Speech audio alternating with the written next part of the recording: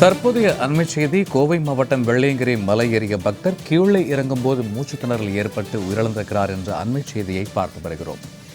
7வது கிரிமதையில் சுவாமி தரிசனம் செய்துவிட்டு இறங்கி வரும்போது மூச்சுத் திணறல் ஏற்பட்டு உயிரிழந்த பரிதாப சம்பவம் தற்போது வெள்ளையங்கிரி மலையில் நடந்தேறியுள்ளது. கோவை மாவட்டம் வெள்ளையங்கிரி மலையில் மலையேறிய பக்தர் இறங்கும் தருவாயில் உயிரிழந்திருக்கிறார். 7வது கிரிமலையில் சுவாமி தரிசனம் செய்துவிட்டு இறங்கி வரும்போது மூச்சு திணறல் ஏற்பட்டு பரிதாபமாக உயிரிழந்திருக்கக்கூடிய நிகழ்வை நாம் அண்மை செய்தியாய் பார்த்து வருகிறோம்.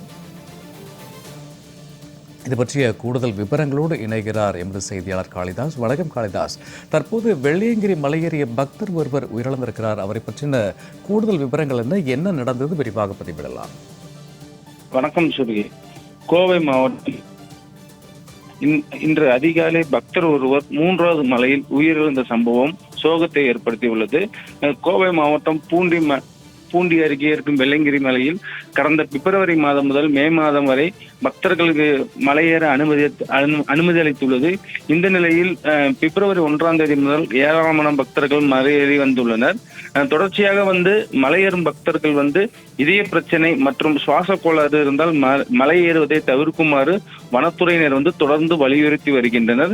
இந்த நிலையில் திருவண்ணாமலை மாவட்டம் பழையனூரை சேர்ந்தவர் சிவா என்பவர் கர்நாடக மாநிலம் பெங்களூருவில் கடந்த 20 ஆண்டுகளாக பலசரக்கு கடை நடத்தி வருகிறார்.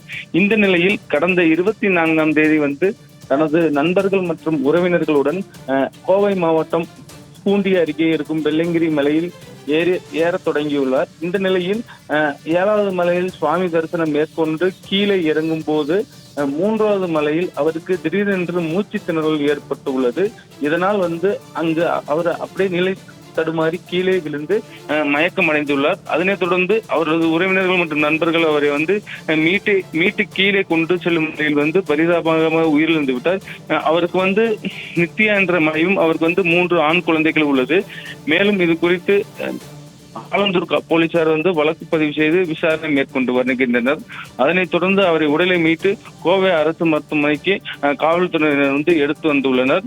சம்பவம் தொடர்பாக வனத்துறையினர் அப்பகுதியில் மலையேறும் பக்தர்களுக்கு இதய கோளாறு மற்றும் சுவாச பிரச்சனை இருப்பவர்கள் மலை ஏறக்கூடாது தொடர்ச்சியாக அறிவித்து வருவது குறிப்பிடத்தக்கது. சூர்யா. வெள்ளையங்கிரி மலையேறிய பக்தர் உயிரிழப்பு குறித்த கூடுதல் விவரங்களுக்கு நன்றி காளிதாஸ்.